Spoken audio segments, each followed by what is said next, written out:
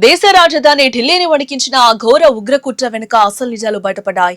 ఎర్రకోట పరిసరాల్లో జరిగిన ఆ కారు బాంబు పేలుడు వెనుక అంతర్జాతీయ ఉగ్రవాద సంస్థ అల్ ఖైదా హస్తం ఉందంటూ ఐక్యరాజ్య సమితి ఒక మైండ్ బ్లాకింగ్ రిపోర్టే బయటపెట్టింది. అల్ ఖైదా అనుబంధ సంస్థ AQIS ఈ దారుణానికి ప్లాన్ చేసిందని సంచలన విషయాలు వెల్లడించింది.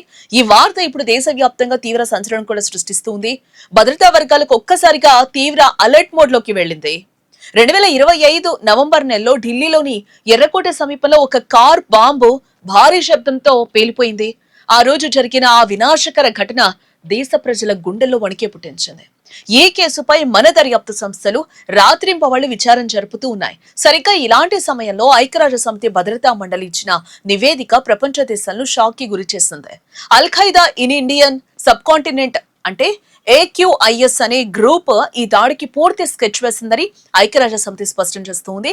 సౌత్ ఏషియా ప్రాంతంలో తన ఉగ్ర నెట్వర్క్ వేగంగా విస్తరించాలని AQIS తీవ్ర ప్రయత్నాలు చేస్తోంది. భారత్ లక్ష్యంగా పెద్ద ఎత్తున దాడులు చేయడమే ఈ సంస్థ ప్రధాన ప్లాన్.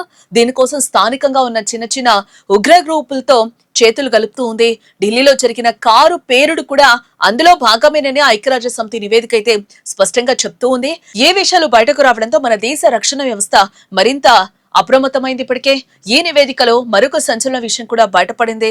ఆఫ్ఘనిస్తాన్ లో అధికారంలో ఉన్న తాలిబాన్ల నుంచి AQIS ఉగ్రవాదులకు పూర్తి మద్దతు లభిస్తుందని UN భద్రతా మండలి స్పష్టం చేసింది. తాలిబాన్లు వీరికి సురక్షితమైన ఆశ్రయం ఇస్తూ ఉన్నారు. అక్కడ ఉంటూనే భారత్ లాంటి దేశాల్లో దాడులకు కుట్రలు పన్నుతూ ఉన్నారు. ఆయుధాలు ఇవ్వడం, ఫండింగ్ సమకూర్చడం, ట్రైనింగ్ ఇవ్వడం లాంటివన్నీ అక్కడి నుంచే జరుగుతున్నాయని అనుమానాలు వ్యక్తమవుతూ ఉన్నాయి. తాలిబాన్ల అండ చూసుకుని అల్ ఖైదా తన పాత శక్తిని మళ్లీ పుంజుకుంటోందనే వార్తలు తీవ్ర ఆందోళన కలిగిస్తూ ఉన్నాయి. ఏ ప్రాంతంలో శాంతి భద్రతలకు పెద్ద ముప్పుగా మారే ప్రమాదం ఉందని ఇంటెలిజెన్స్ వర్గాలు హెచ్చరిస్తూ ఉన్నాయి. ముఖ్యంగా భారత్ మీద ఫోకస్ పెట్టిన ఈ ఉగ్రవాద సంస్థలను పూర్తిగా అంతం చేయడానికి అంతర్జాతీయ స్థాయిలో పెద్ద ప్లాన్ అవసరమని నిపుణులు చెప్తూ ఉన్నారు. ఢిల్లీ ఎర్రకోట పేలుడు కేసులో లోతైన విచారణ ఇంకా కొనసాగుతూనే ఉంది.